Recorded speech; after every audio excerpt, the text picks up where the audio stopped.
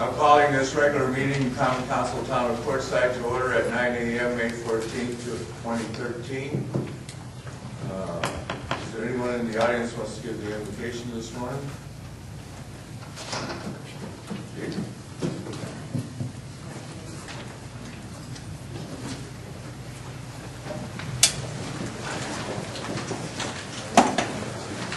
I'd like to say just a quick word. We lost a fellow police officer on May 6th. His name is Officer Tim Huffman with the Department of Public Safety. He was killed in the line of duty. And tomorrow is a national day that we honor fallen police officers. National Police Officers Memorial Day. Officer Huffman was a veteran of 14 years, also a veteran of the Armed Forces, and we suffered a great loss. He's the 41st officer that we've lost this year. So, police officer's prayer. Lord, we ask for courage to face and conquer our own fears, courage to take us where others will not go.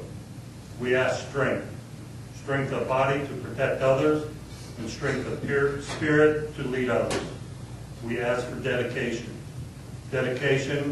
to our job, to do it well, dedication to our communities, to keep them safe.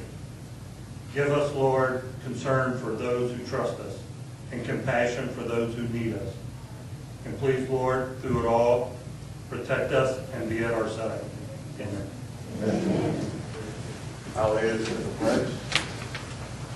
I pledge allegiance to the flag of the United States of America and to the republic for which it stands, one nation, under God, indivisible, with liberty and justice for all.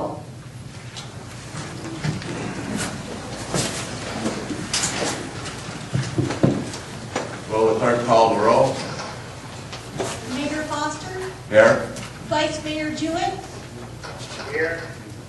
Councilmember Kelly? Here. Councilmember Crooks? Here. Councilmember Workman? Here. Councilmember Orgeron? Here. Approval of the amendments of the agenda. Do I have a motion? I move we approve the agenda as written. Second. I'd like to pull 4 checks from the agenda.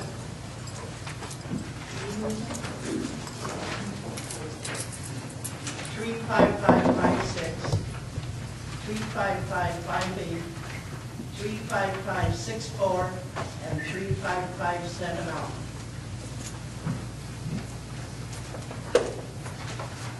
Been moved and seconded and moved again to modify the agenda to remove 4 checks from the consent agenda for consideration later. Is there a second to that motion? Second. Seconded. All those in favor of approving the agenda as amended, signify by saying aye. Aye. Mike? Are you there, Mike? I'm here. I said aye. Okay. Okay. Presentation and proclamations. I do not see the sheriff here in the audience. He did announce that he wanted to make a presentation this morning, but if he's not, we will skip that agenda item. Moving on. Consent agenda. Do I have a motion on the consent agenda?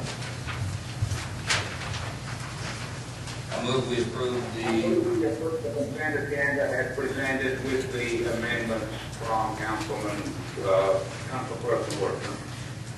Second. Been moved and seconded to approve the agenda, consent agenda as amended. All those in favor signify by saying aye. Aye. Aye. All opposed? Unanimous. At this time, we could consider the 4 checks that you Mr. Huron, Ms. Whitman.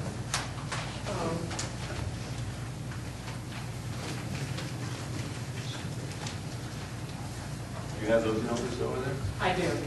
The first one was 35556, and that is a payment to APS for electric service for a street light. No, it was 35536. Okay. I just wanted to know what it was for. 35536 is for our town attorney services, the firm of Curtis Goodwin, Sullivan, Udall, and so forth. And that is for legal services. The second check is 35558, and that is to the professional services Berry and Branch, and they are addressing a tax audit and legal issues related to the tax audit. The third check is 36664. This is 35564. I'm sorry, 35564, and that's to Fabiola Garcia, and that is a refund of Social Security payments that were remitted out of her paycheck over a period of time. And the second check is 35570 to Michael Lancaster, and that is the same thing, a refund of Social Security payments that were remitted out of his paycheck. They have been refunded.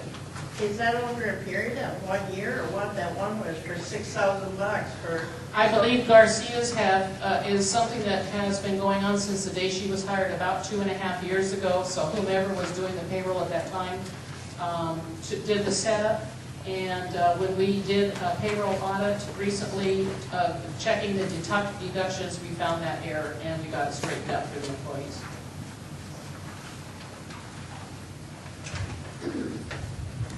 Moving on then.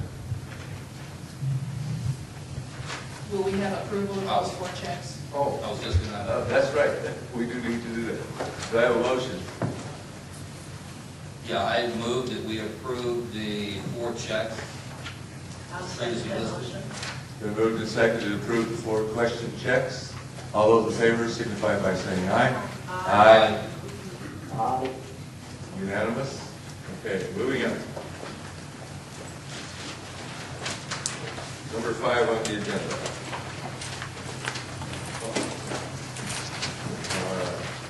Conduct a hearing and consider approval of a location transfer of the beer and wine liquor license for Beer Belly located at 35 West Keelan Road.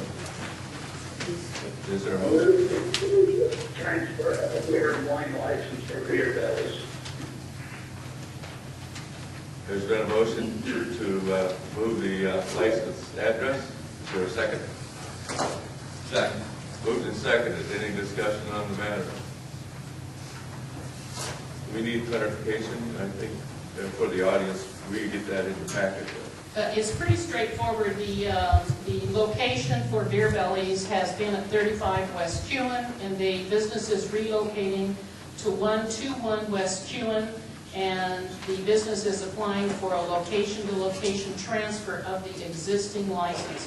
They are not requesting a new license, but rather simply a transfer of the existing license. Is there any discussion on this matter?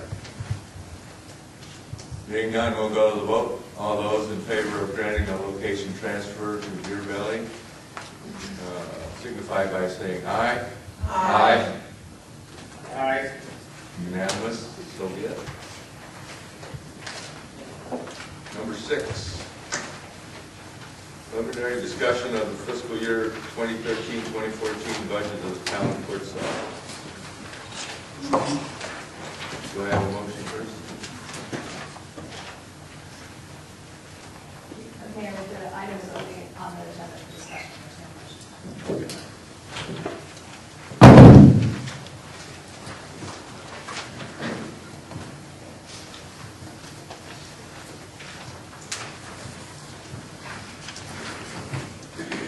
Thank you very much, Mayor Foster. This is a preliminary discussion of the 2013 budget for the town of Quartzsite.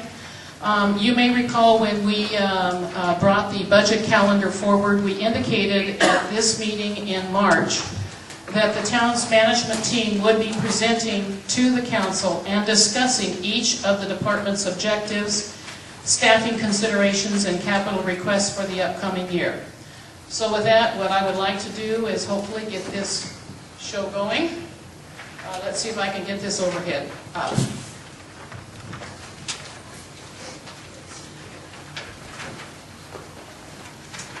Kim, are you here? I'm not getting it to come on the...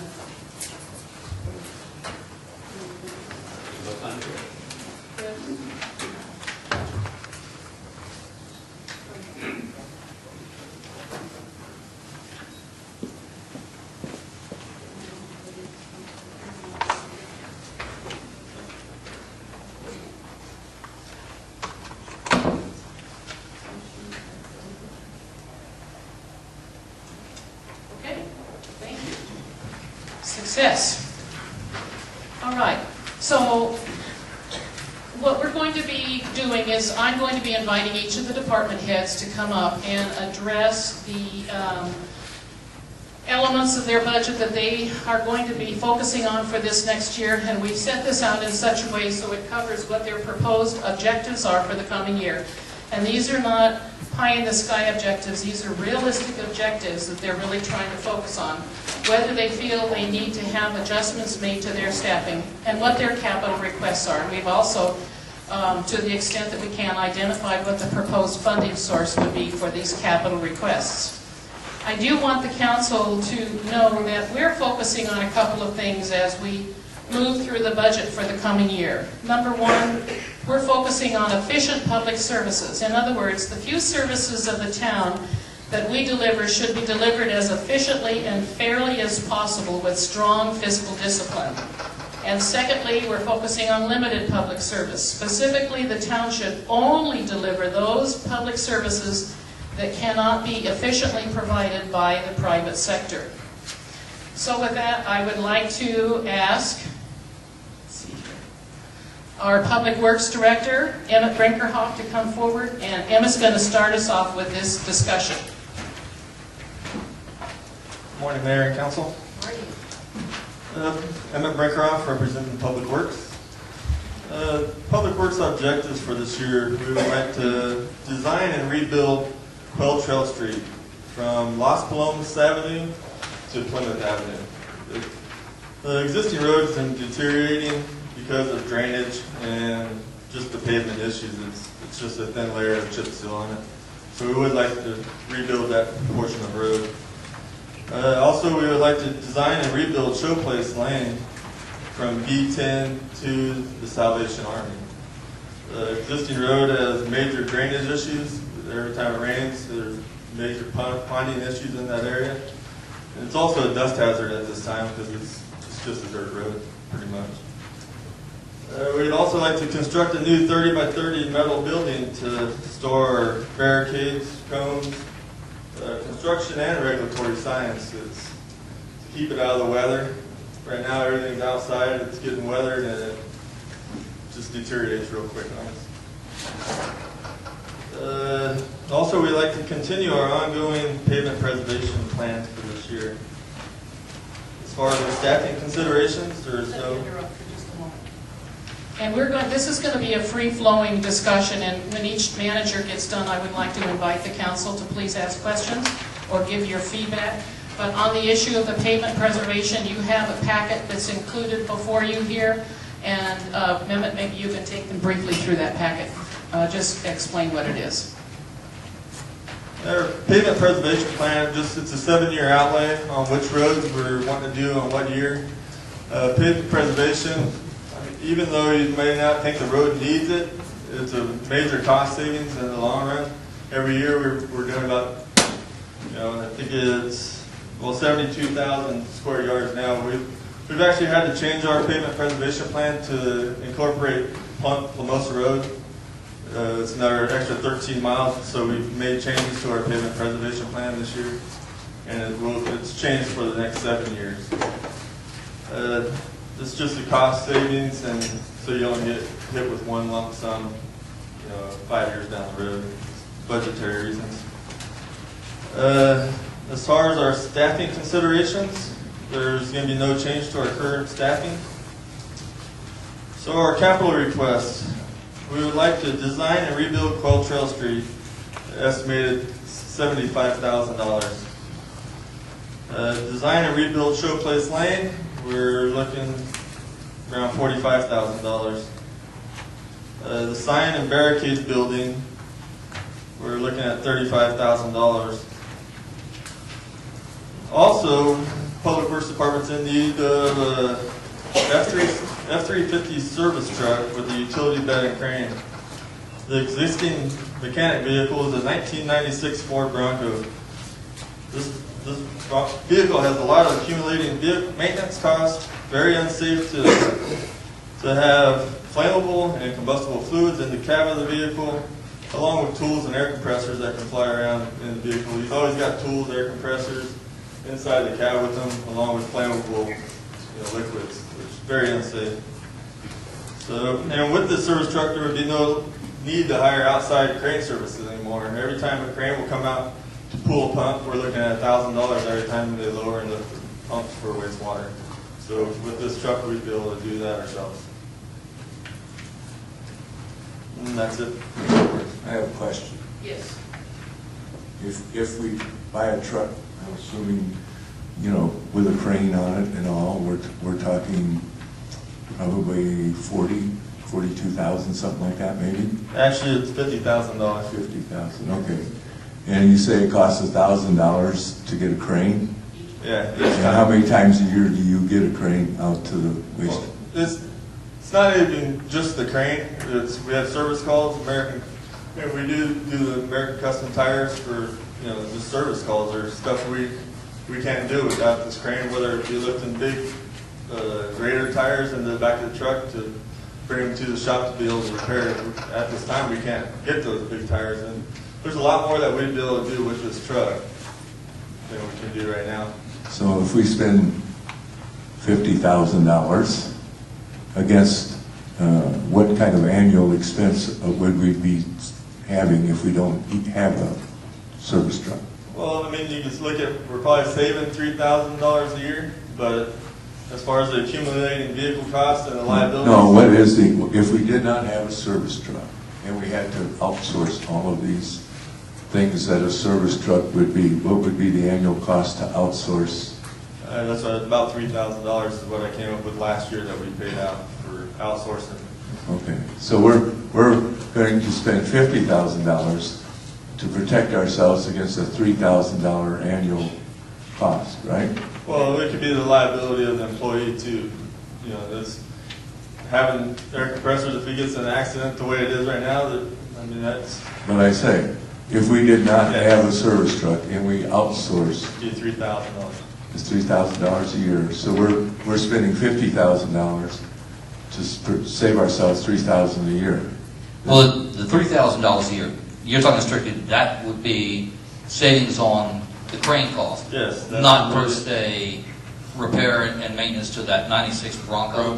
Yes. There's a lot of accumulated expenses that we're putting into the Bronco every year. And with the new truck, you don't have this continuous service, as far as transmissions going out, and it's just something you can budget for. It's a lot easier. You're talking about 96 versus the 2000. And the 96 Bronco is not actually configured as a service truck, is it? No, it's not. So when you guys go to do a job, you just throw your stuff in the bed of the truck. Yeah, and you throw air compressors in there, tools, gas, and inside the cab of the truck, and it's just very unsafe. Okay.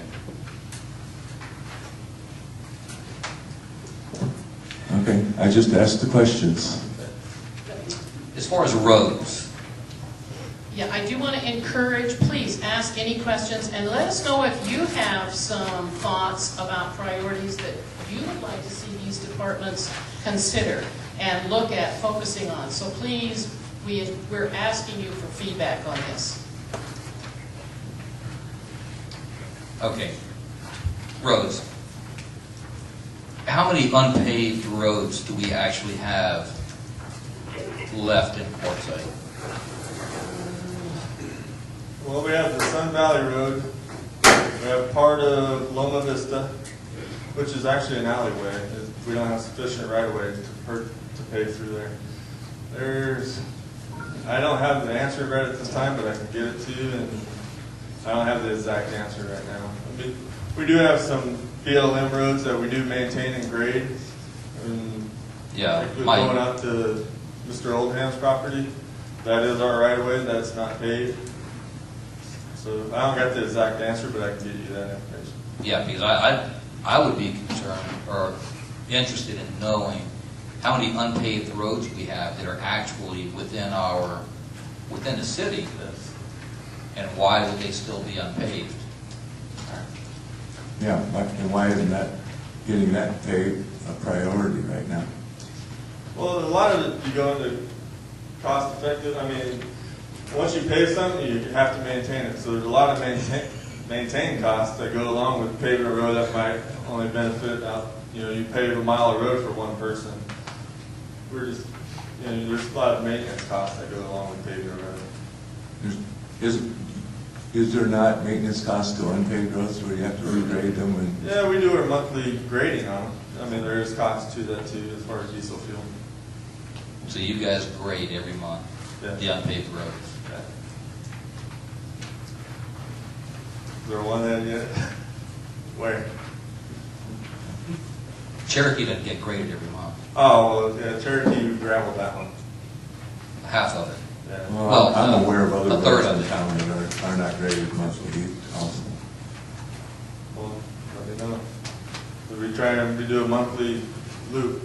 I visited a person on such a road often, and after a rain, it would be months and months before it got wore down again. The ruts were out of it to where it was drivable almost. So. Well, we got complaint forms, and if there's any roads that we're not getting, fill it out, and we'll take care of it.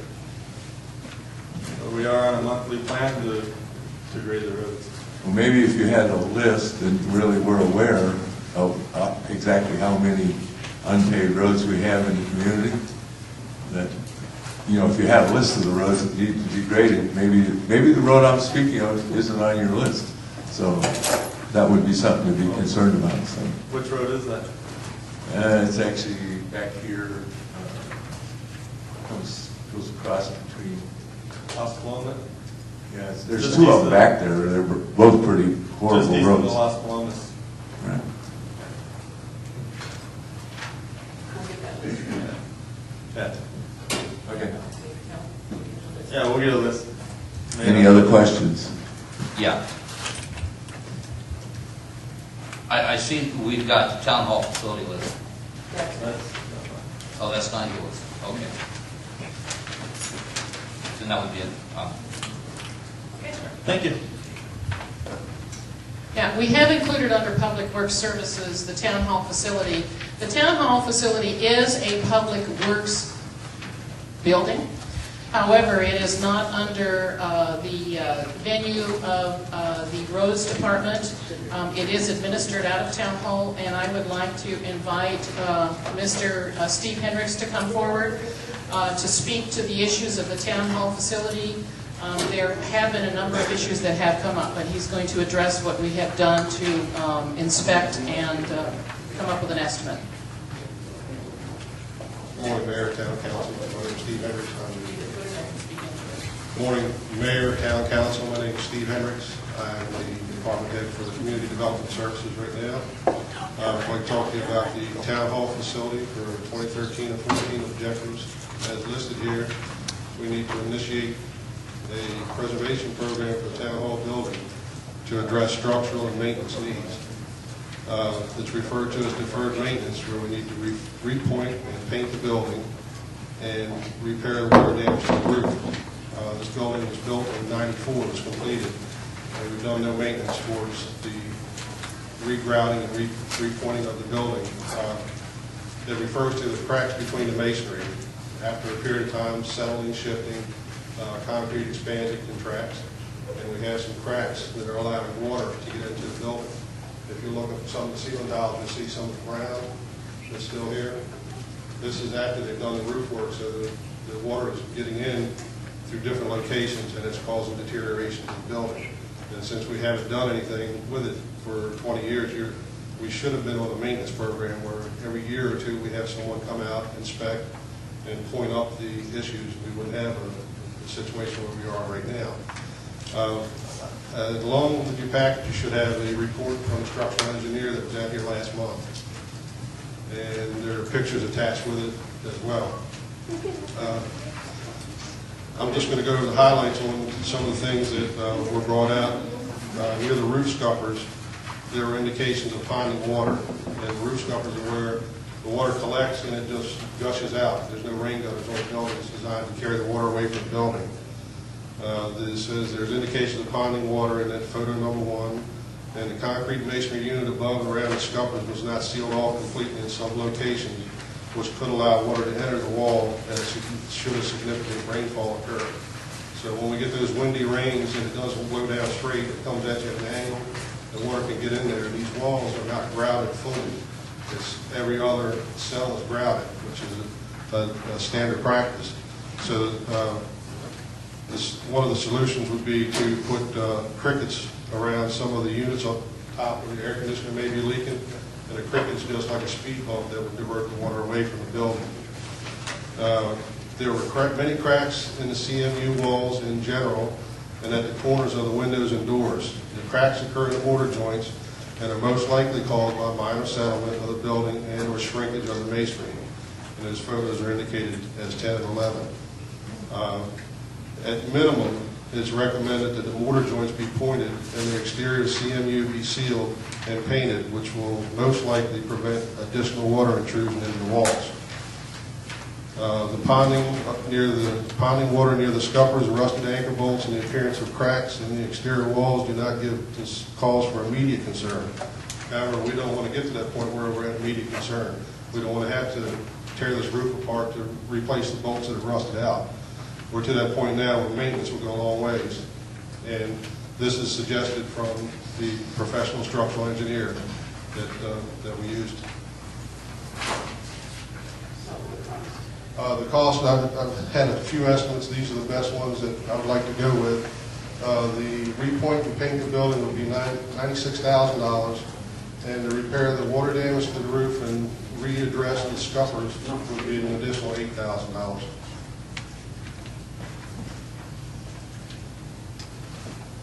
Questions, council? Comments?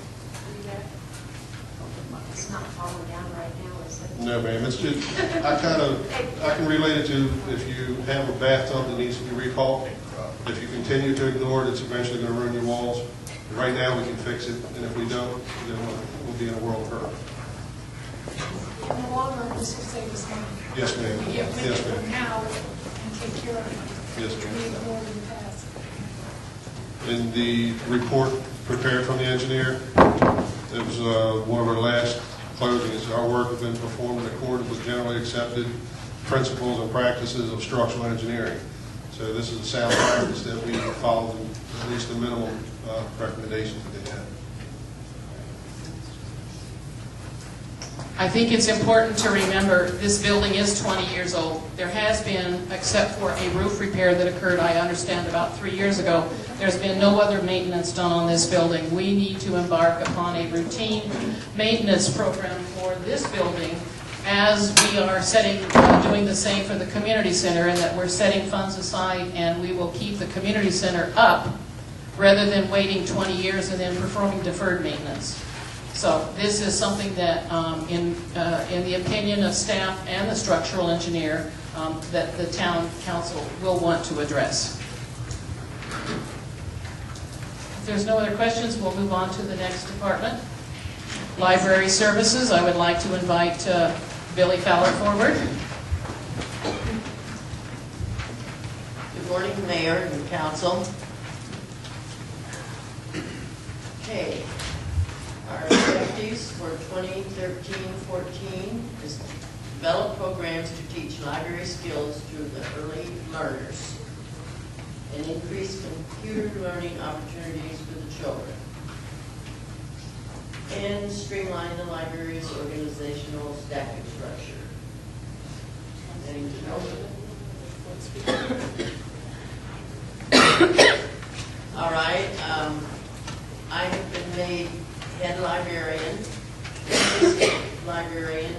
Children's is Lori Callan, and Tech Betty Braswell, and Tech Penny Umenta. Okay. Okay, then our capital request. We would love to expand the library, but we know that that is not possible. But we desperately need new carpet. I am ashamed when all the patrons that come in and they see it's a disgrace.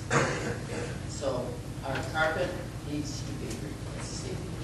Yeah, safety issue, we have holes in it and been patched with cardboard, tape, and if you'd like, I'd like to take you through there and show you what I'm talking about. Anyway, we desperately need it, and what we need is like $20,400. Is that put up for bid? Is that only for the library? That is only for the library. We have some tentative bids. We're going to be, assuming that we'll be comfortable in putting this into the final budget, we'll be going for final bids, but this is a tentative figure that we'll be working with for the budget. And that is just for the library. This is the commercial carpet. We're proposing to do it in carpet squares so that if we have any portion damaged, we can just replace those squares and we don't have to replace the entire carpet. Okay, but you're not moving all the books, are you? Oh, sure, absolutely. You'd have to do that to recarpet. We need volunteers. So, is there any other questions? So other than expanding, the only thing that you're wanting is new carpeting. Carpet. And, you know, it's been a long time. We haven't asked for anything. Our friends help us an awful lot, you know, provide things that we need in the library. And you have an operating budget too. Oh, yes, yes, yes. But that's the main thing, is that carpet is terrible. Yeah. Okay, thank you. Thank you. Thank you. Okay, next we have the Parks, Recreation, and Cemetery Services Department, and I'm inviting Dana Anderson to come forward, who heads up this component, and he's going to start us off. Good morning. I'm Dana Anderson in Parks.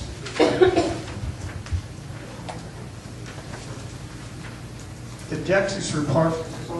Yes, you have to put it close to your mouth. The objectives for Parks 2014 year is to finish construction of a snack shack inside the park. The materials and labor to do this would come to about $2,000 in received donations. That we already received, and an additional $3,000 from the general fund. The second item, as far as objectives, would be to construct a new dog park, and this would be located within walking distance of the dance lab area. It would be about 190 feet by 140 feet. There would be a chain link fence surrounding the perimeter. There would also be an irrigated grass area inside. All the work would be done in-house by Parks. The rest of the materials needed would come from what the town already has. Cost out of the general fund would be about $7,045. This could be done in stages. To the north of this area, there could be an additional dog shelter, and I think it would work well in the future. I'm going to help Dana out. As you know, we have a need for an animal shelter, and in the past we've looked at a number of different places, the last one being at the wastewater department, which is really not a location that's conducive to the sheltering of animals, and it's not conducive to public visitation. So the management team has really looked at this issue of the dog park now, and then the future installation of an animal shelter just to the north of this proposed dog park. And the nice thing about this is they would work well in a marriage, in that the dog park could be used to exercise the animals that are housed at the animal shelter. that actually is a setup that's been used in some counties in other states that has been very, very successful. So the long-term goal for the management team is to install the dog park now, and then they've already begun looking at available materials and resources to potentially begin moving on an animal shelter. Yes, go ahead, I'd like to Dana. also add, there'd be, as far as ingress, egress, right in this area, and parking as well. It works pretty good.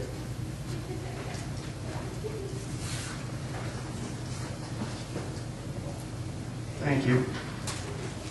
Other than that, for the most part, Parks needs to repair and upgrade our irrigation systems and valves. For example, the baseball field, as far as water timers there, they're coaching 8, 9, or 9 years old, and everyone here knows what quartzite water does for water valves. I'm constantly out there repairing the valves. We started a program on repairing and repainting our existing infrastructure, the shades, bleachers. We intend to keep that program up if we can. Also, one other thing I might add, that the Parks is beginning to spend more and more time on the walkways and 95 and the gateways. Also, we'd like to install a water line for the RC racetrack, which would not take very much funds for that. It's about a 200-foot line, about 1 inch. We anticipate no staffing, no new staffing, no changes to our current staffing level.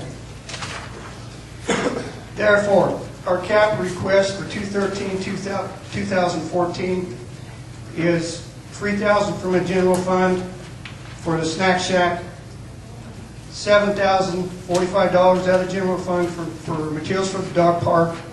Also, Parks is desperately needing a water reel to replace the one that we already have, but it's worn out, and we are desperately needing a new water reel. And that would be $8,750 out of the general fund.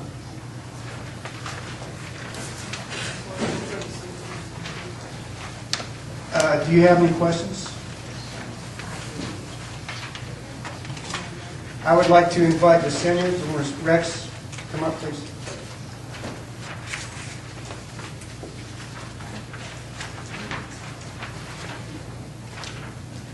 Good morning, Mayor and Council. For the Recreation Department, I would like to increase the participation in the Recreation Department. I would like to also expand the hours that the recreation program is offered throughout the year. And another thing is to install Wi-Fi in the community center. As of now, there's no change to the current staffing level, and I have no capital request at the time. And that's all I got. Any questions? Not a question, but a comment. I think you've done an excellent job. Thank you. I appreciate that. Thank you. From the cemetery, we've got Denise. Oh.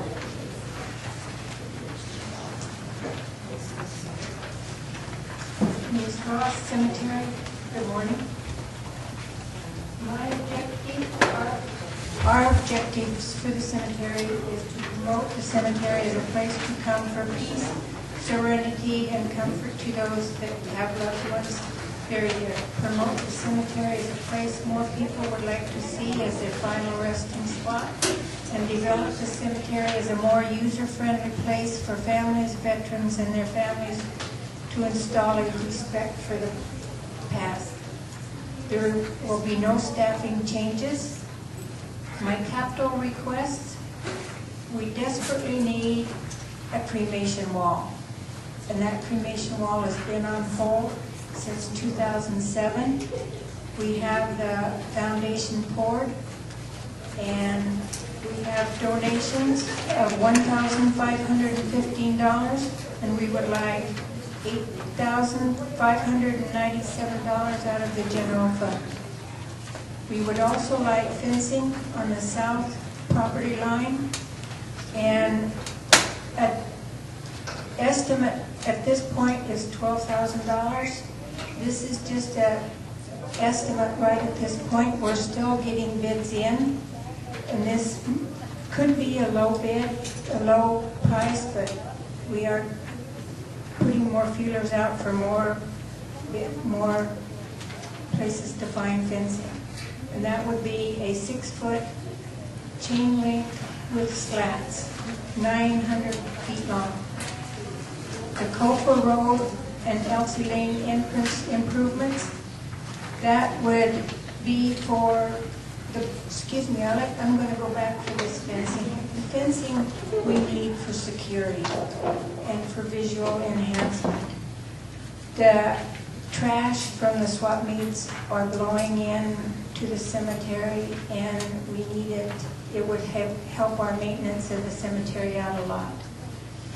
The Cofer Road and Elsie Lane entrance improvements, we need $7,000 from the general fund, and this would be for visual access into the cemetery and to help keeping up the historical footprint of the cemetery.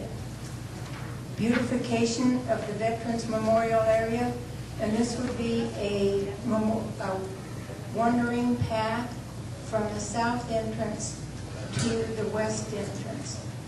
We have started this a few years back, and the path that we've started the trees and the beautification from the south entrance to the veterans path, and we would like to continue that on to the west entrance.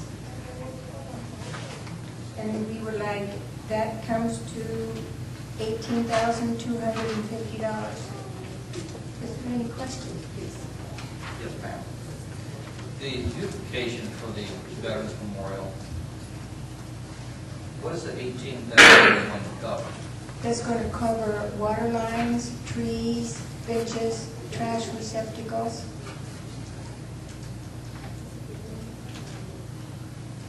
Okay, thank you.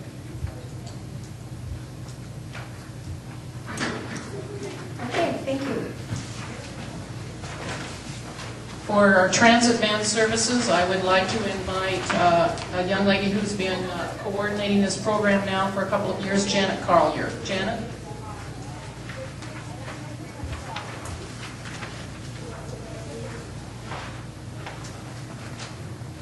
Good morning, Mayor and Council.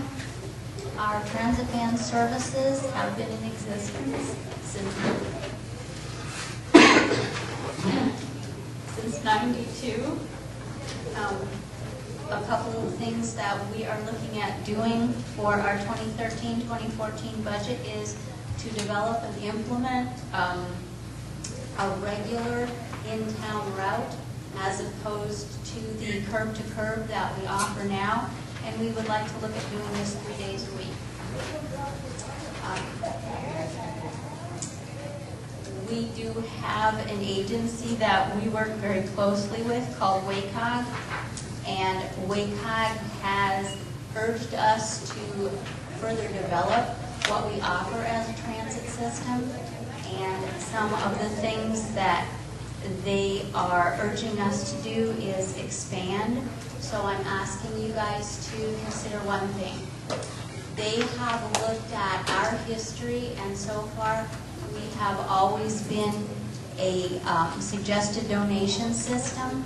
So I would like you guys to look at and think about moving to a suggested situation where we establish fares instead of being donation, where we all get together and look at how this is going to look for our program and have some established fares as opposed to ongoing suggested donations. I have a question then.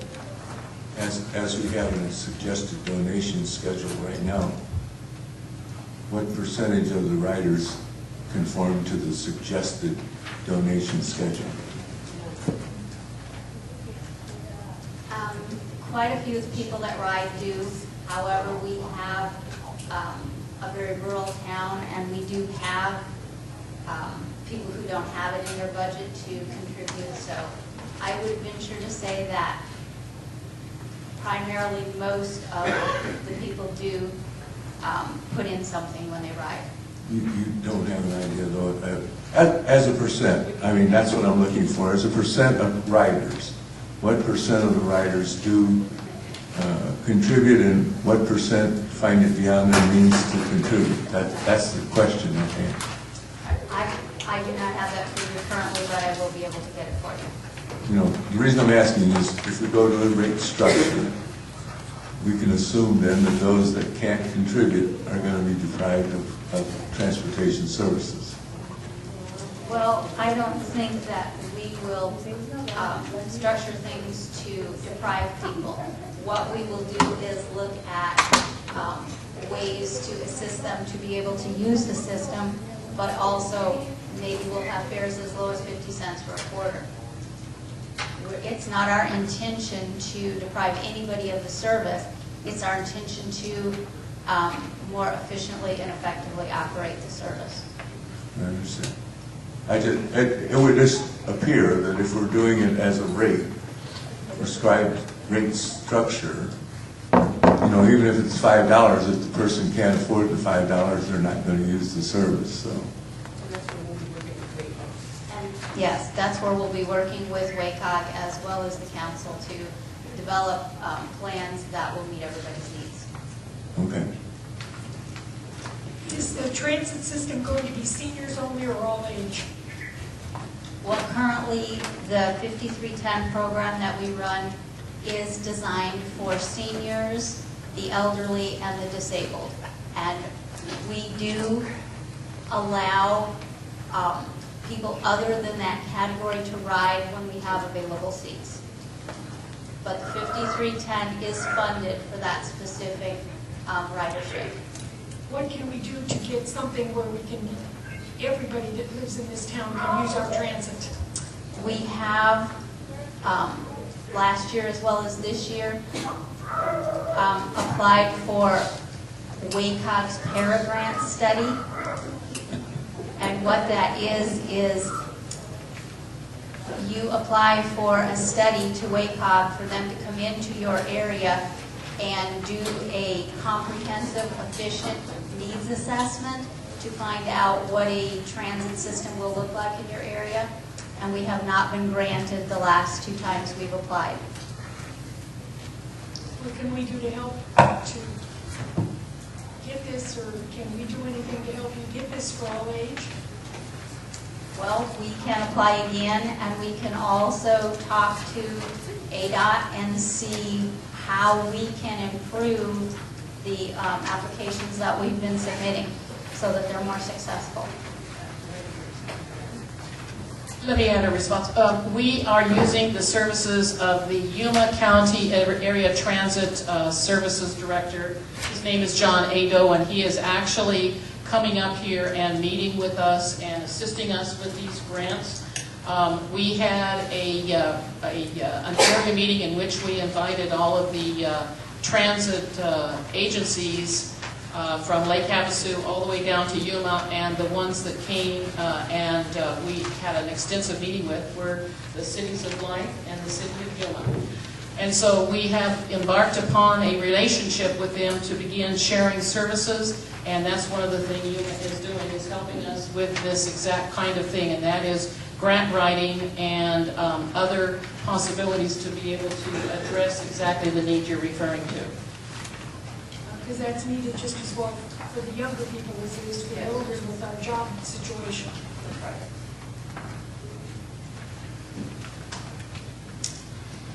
Another thing we're looking at doing is having different routes. So we would have a winter route and a summer route, which is going to more effectively provide our services and be more efficient on our budget. When we do this, we will be looking at how many trips per month we do, and rather than do them twice a month, I believe our out-of-town farthest trips may be down to once a month during our summer season. We have no change in our current staffing level, And our capital requests are a part of our grant, so these will be addressed in the grant. And the way that is structured is you are allowed to look at half of your budget as a capital request. So currently our capital request amount is about $50,000.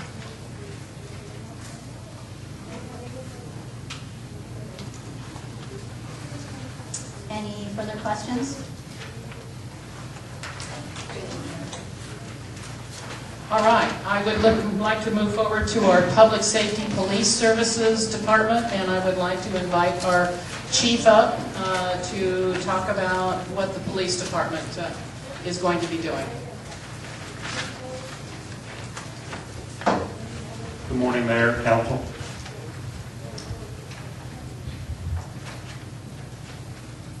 I'll read my own paper because that one's a little further. Our objectives for this coming budget year. We plan on instituting the newly revised and updated policies and procedures. Those have been completed on our end. All the primary policies and procedures are there in the hand of the town's legal staff.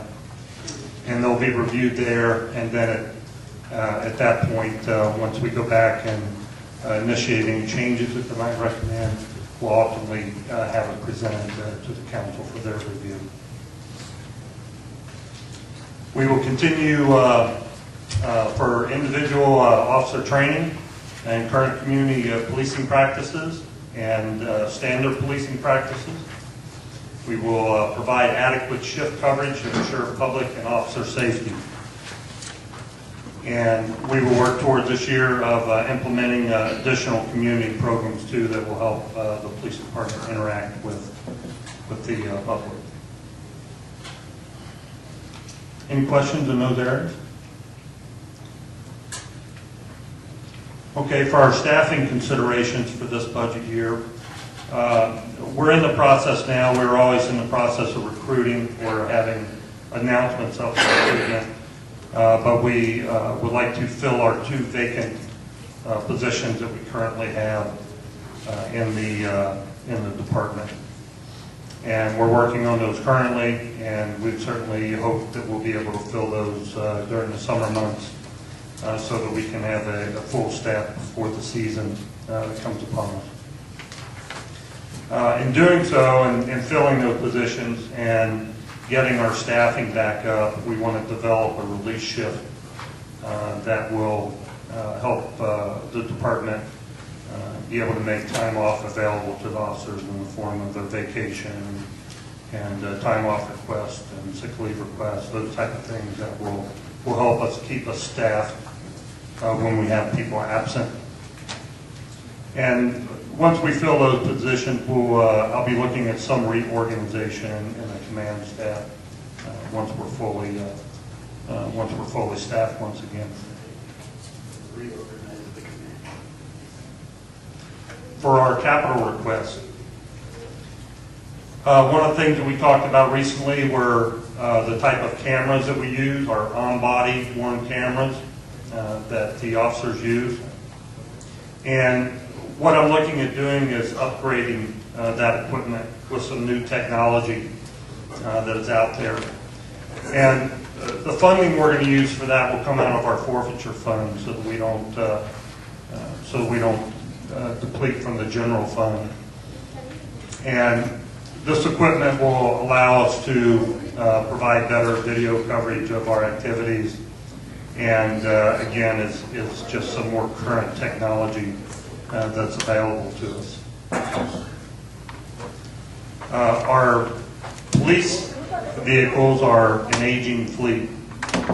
We currently have 4 Crown Vic type police vehicles that we use for the patrol officers. They're all fastly approaching 100,000 miles. I think they're about 6 years old now. This past year, we did quite a bit of repair work on those vehicles to keep them operational. And so what we're proposing is a lease purchase program of 4 vehicles that will be used for patrol.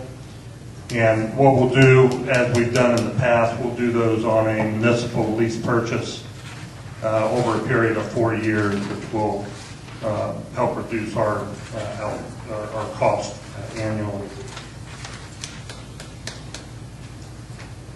And with that, as you can see, $32,000 will be that is the annual lease payment for all 4 vehicles. In addition to that, of course, these vehicles are going to have to be equipped with the emergency equipment, lights, sirens, radios, that type of thing. What we don't recycle, some of it may be recycled from some of the older vehicles, and of course we'll also have to outfit these vehicles with some new equipment. So what we're proposing to do is try to split those costs to help the general fund, help reduce the general fund. And again, we'll take a portion of that funding from our forfeiture funds. We have 2 areas, forfeiture funds, and we have a RICO account that is built up over the past several years. So we will try to absorb some of the costs out of our budget in those areas. Any questions? Just one. You kind of requested all of this last year, I think, and it was put on hold, correct? We were like in need of these vehicles last year, as far as I remember. That's correct. Okay.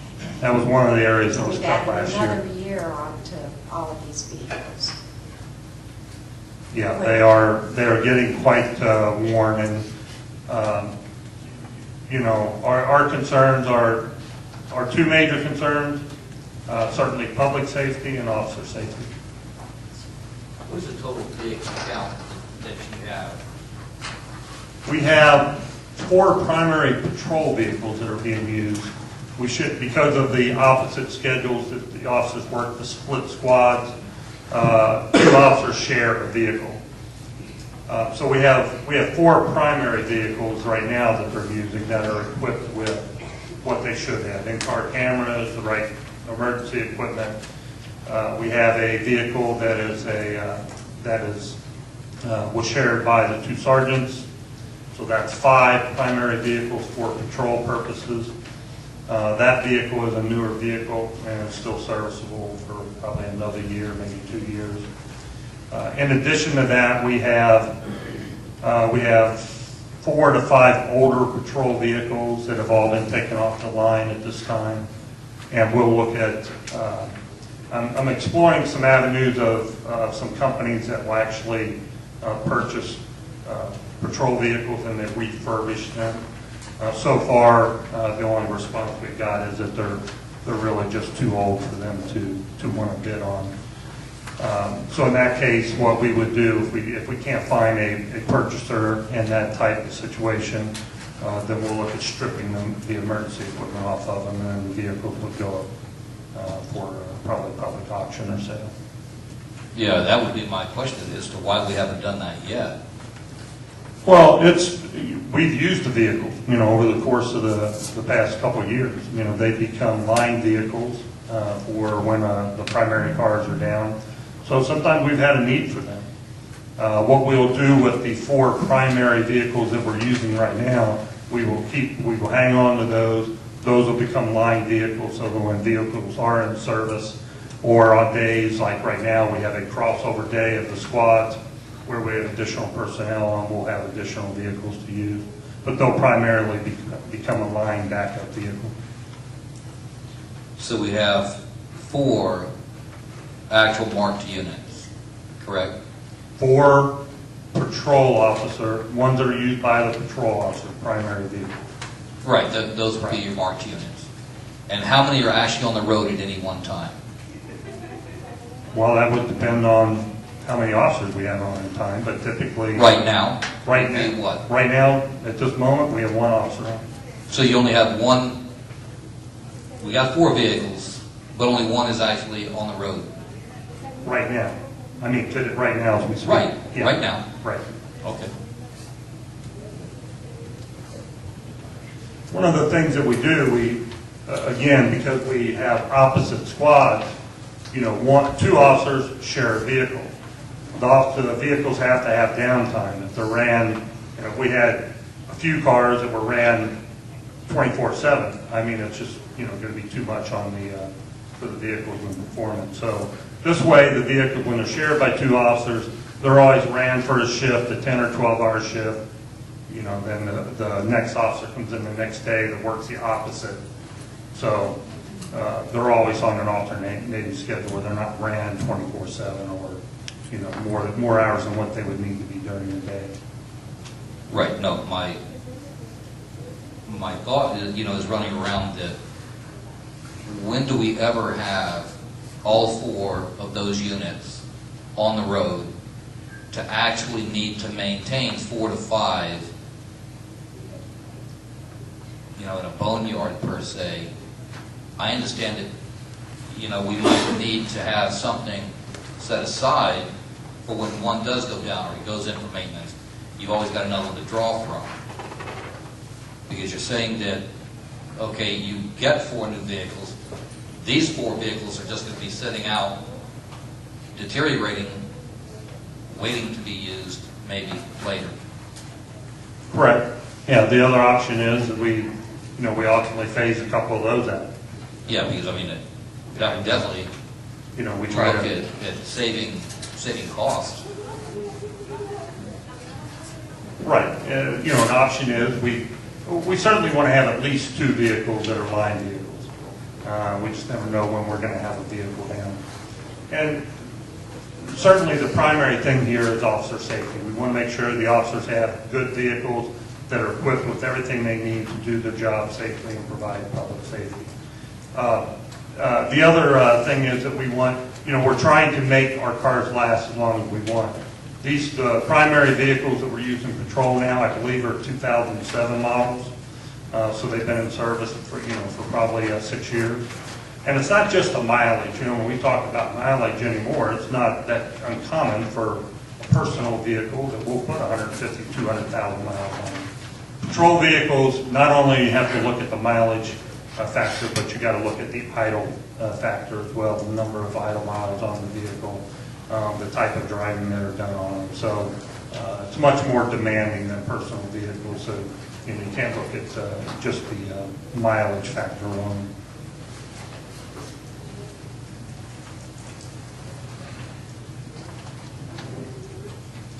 How many officers are working for the police department right now? Let me think a second, okay? We went back and forth so much, but we have,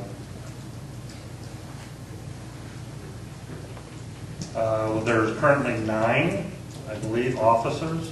I talked about certified officers. That includes myself. Yes, you said you want to fill 2 vacant police officers' positions. How many do you need? About 20. For a total size? What size are you speaking of? Are you speaking of a population, census population of 3,600? Or are we talking about a 8 or 9 month population of, take your pick on numbers? We got to remember we become a city for about 6 months, 6 to 8 months out of the year. Let's say for 3,600 population. Then what we have is adequate. About 10 officers, 10 to 11 officers.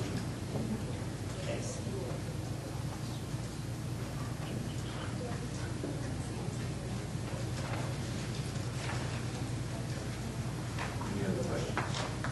No, I'm good. Thank you. Okay, I would like to invite forward Steve Hendricks from Community Development Services to speak to that department's budget objectives and so forth. And once again, objectives for 2013 and 14 are to provide for training and education of CDS staff, provide outstanding customer support from project beginning to closeout. I'd like to encourage smart growth through consistency, seek objective professional advice consistent with our region, and I've reached out to the other areas, Yuma, Parker, so forth, to make sure that what we do here remains consistent with what they are allowed to do in those regions as well. I'd like to have access to specialists on an on-call basis, because the next part with the staffing consideration is we've combined 2 jobs into one function. And in order to fill the gap, if you will, we don't need a full-time person. We just need someone that has that 30, 40 years experience that can push us in the direction that I don't have at this time. So rather than trying to attract someone with a large salary, we can use their services as needed. And that's how we were able to do the cost saving by combining 2 functions into one, is to supplement it with the specialist. And I have no capital request.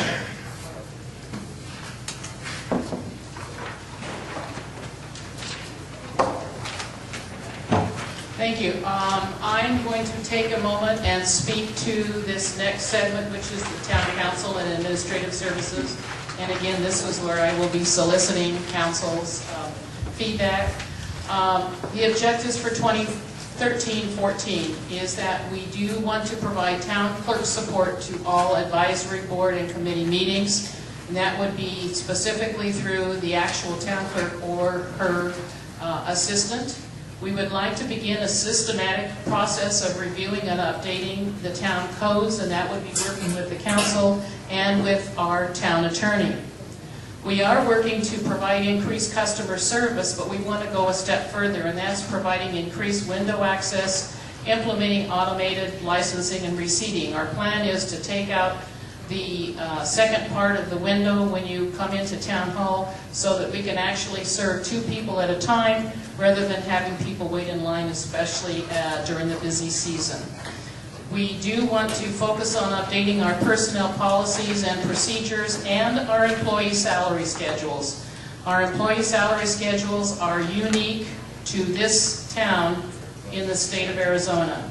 And I have been embarking on looking at and examining what other towns of our size do. And I'll be working with the council to look at some proposed amendments to our salary schedules, as well as a complete update, hopefully, of our personnel policies and procedures. And we do want to increase the focus on economic development and tourism. I will be bringing back to the council the proposal to form the Economic Development Commission. If the council so desires to move forward and authorize that, then we'll be embarking on that aspect. For our staffing considerations for the new year, we do not anticipate any change to the current staffing level. I have been asked to determine whether we can restore the monthly council stipend to its original amount.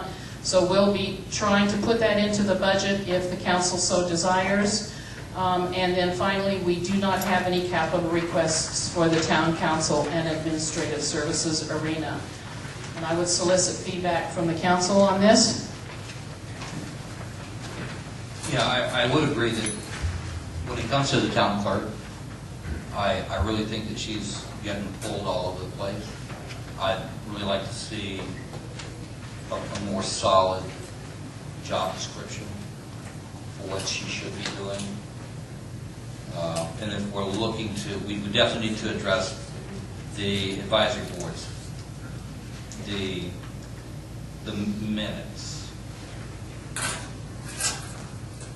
because it just it's really gotten out of control.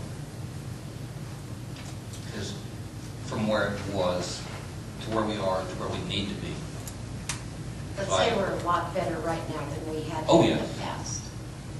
Yeah, there's no question that and one of the things that we're doing is reorganizing with our existing staff so that the office of the town clerk can operate more efficiently and have another set of hands without having to add additional staff.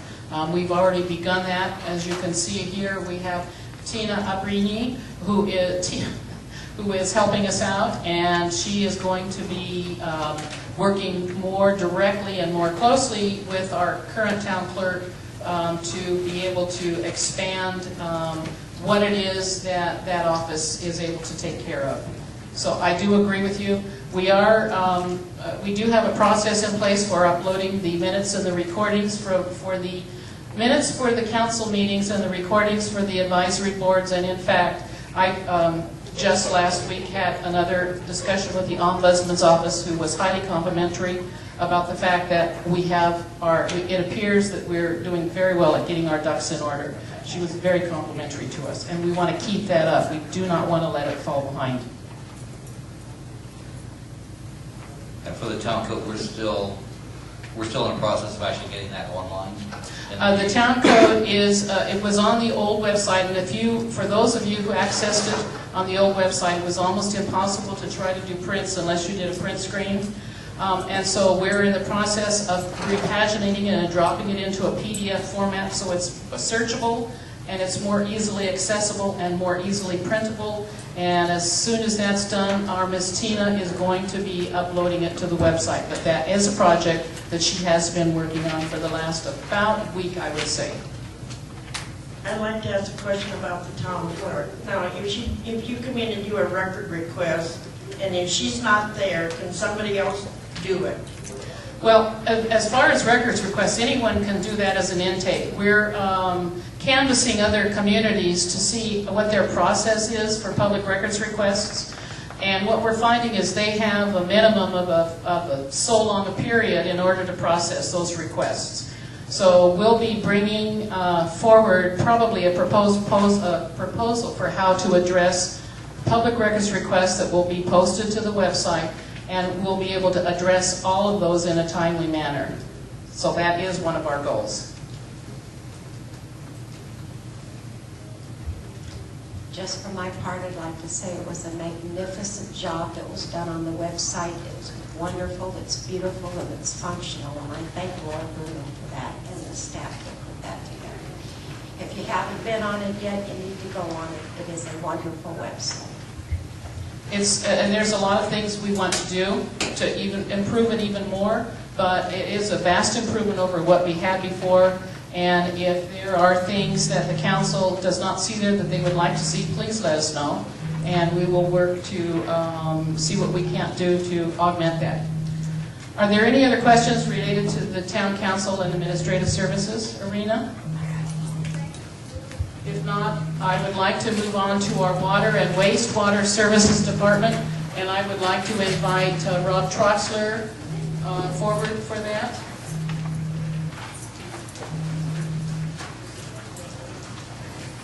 Good morning, Mayor and Council. For our 2013-14 budget, our objectives are stabilize and rehabilitate the Quail Trail well over here.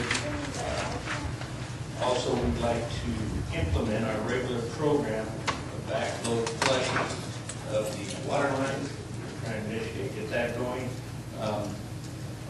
Implement regular maintenance program for the fire hydrants, because we've found quite a few that we need to address. So we're working on implementing that. Adhere to COPA well. Well, it's a 5-year remove and replace preservation program. We did it 5 years ago. We do it because you don't wait until it breaks. That's a lot more. It never breaks at the right time. So this is an annual thing every 5 years that you need to schedule to do. It's good maintenance you need to do. We've been doing it in the past. Upsize, we'd like to upsize our boosters for the COPA well. Begin the wastewater system expansion. Hopefully that's right around the corner. And our future ideas are for wastewater consideration, install telemetry reader and system for both the town wells. So this well over here at Quail, if you were in your office over there at COPA, something happened, you would know it and you'd know exactly what the problem might be, instead of just getting a call out on an alarm and driving over there and trying to figure out what it is. It's new technology. It's been around for a long time that other communities have. We just don't have it, and we'd like to try to get it in place. That way you can sometimes take care of those alarms and those needs right over a laptop without sending somebody out. Or if you do, you know exactly what you need when you're ready to go. So it's something that would really benefit us. Also, a possible expansion to serve our future need to serve Q Mountain, as well as possible expansion to serve Rainbow Acres. And then our staffing considerations for 2013-14, there's no current staffing level changes. We do have an opening we're going to fill that was not new, it's just there. So, capital request, we'd like to stabilize and rehabilitate Quail Trail well, and hopefully being able to use that CDBG fund as well as some of our own, obviously. We got some numbers to do that. It's roughly what, 156,000 hopefully is what's available for CDBG money. 68,000 for the water. Also 90,000 for water. For the COPA, to remove the COPA well and replace preservation program. And that's the 90,000. In the upside, the COPA well booster pumps and motors are 25,000. Also need to have a 6-inch trash pump for the wastewater plant. We've had one since 2004. It's a 4-inch. It's saved saved us many, many times. And it's still operating, but at the same time, it's 2004, so it's getting tired. And there again, you don't like to wait till stuff breaks, and it never breaks at the right time. In the middle of the night, we get a storm or whatever. I've used that thing all night long many times, so it's a beneficial tool to have. We also wanted to request 2 utility bodies to retrofit the trucks, existing trucks, because we find out, even though we have a toolbox on the back of that truck, everything's thrown in there and it's a mess. And so you get to a job, you jump back up in the truck and you're pulling out all kinds of stuff and you're throwing things around because the tool you need is always on the bottom. So instead of getting a new vehicle, we'd like to get a couple utility beds so you can organize your tools and be a little more, it helps the tools, they don't get beat up as fast, and it's better. You know where everything is, you can be more efficient and handle everything better. And on our priority, really, as far as our first priority, me and Oscar discussed that we need to rehab that well over at Quail Trail. That would be our #1 priority at this time, because it's the volume is not there what it used to be. And if we ever have a problem with our main well on Kofa, we're going to be in trouble. So that would be our #1 priority to move on.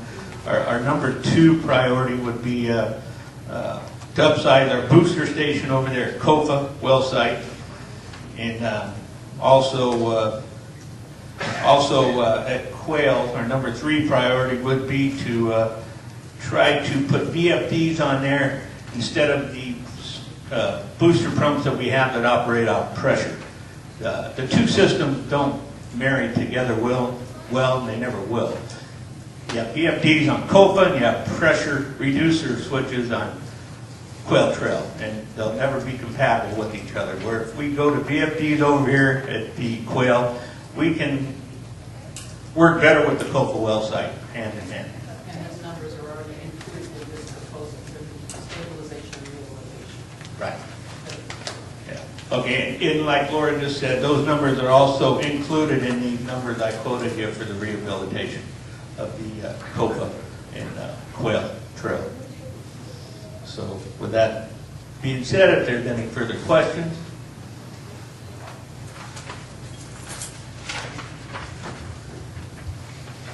Okay, thank you. All right, so the last thing, well, actually, there's one more that I want to do, and unfortunately, I don't know how it happened, but it did happen, and that is the slide for the magistrate court got somehow we had a gremlin that must have come in during the middle of the night and dropped it out of my PowerPoint presentation. Council, I apologize to you, but you do have a portrait copy of the magistrate court's objectives, and I have asked the judge to speak to them. Good morning, Mr. Mayor, members of the council. As you know, the Courtside Municipal Court is the judicial branch of the Courtside Town Government and is also part of the state of Arizona court system. The Courtside Municipal Court is a court of limited jurisdiction. It exercises the original jurisdiction over all violations of any ordinance of the town and concurrent jurisdiction over all misdemeanors, violations of the laws of the state committed within the town limits. The court is not a court of record. The court is responsible for the adjudication of several different types of cases, including civil traffic, parking, city code violations, criminal traffic, including DUIs, and criminal misdemeanor violations. The court also handles petitions for orders of protections, injunctions, prohibiting harassment. We perform weddings, which I'm going to do in a little bit after I finish here. And your municipal court judge is appointed pursuant to your town code to a 2-year term. The objectives for 2013-2014 are to strengthen the administration of justice, to maintain a professional workforce and improve the operational efficiencies, improve our communications, protect children, families, and the community, to improve the legal profession. We don't anticipate any staffing changes coming up, and we don't have any capital requests that will be just fine right now. Do I have any questions? Thank you very much. So very lastly, we assembled all of the capital requests that are to be funded from the general fund. In other words, not grant funded and not restricted funding funded. So if it was from HERF, we did not incorporate it here. If it was from grant funds or forfeiture funds, we did not incorporate it here. The management team sat down together and prioritized what they felt were the #1 priority for general fund capital requests down to the number, I think it's 3, 4, about 10 priorities. First priority in the opinion of the management team was to fund the public safety services requests. Second was to fund the town hall structural needs. Third was to replace the carpeting in the facility in the library. That is a safety issue. There is no question about it. Fourth then is to fund the snack shack, to procure the sprinkler system for the park that is falling apart, that water reel system, the cremation wall, deal with improvements to the cemetery, fence the south property line of the cemetery, install the dog park, and then finally the beautification of the Veterans Memorial area. So that was the management team's priority for the proposed general fund capital requests. At this point in time, the staff would very much like to hear back from the council in terms of what their priorities might be, and we will hopefully not take a lot longer for this discussion because we do have another major item on the agenda, but I do want to inform you that we will be submitting the tentative budget to the council for review at a special council meeting on June the 4th, and we will have at least 2 council budget discussions at special meetings that will be dedicated to discussing the budget in total, and we will have the department heads available for those discussions also. Thank you for your time and attention. Can I ask you a question? Will that be open to the public? Sure. Okay. Thank you for a wonderful presentation.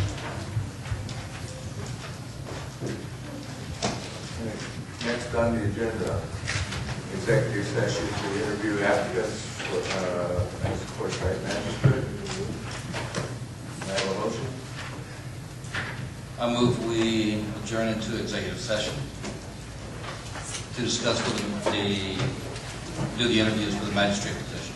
I second that motion. Any discussion?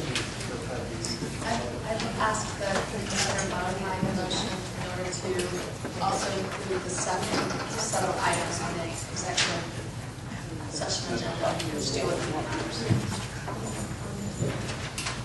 second set of, It's on page 105.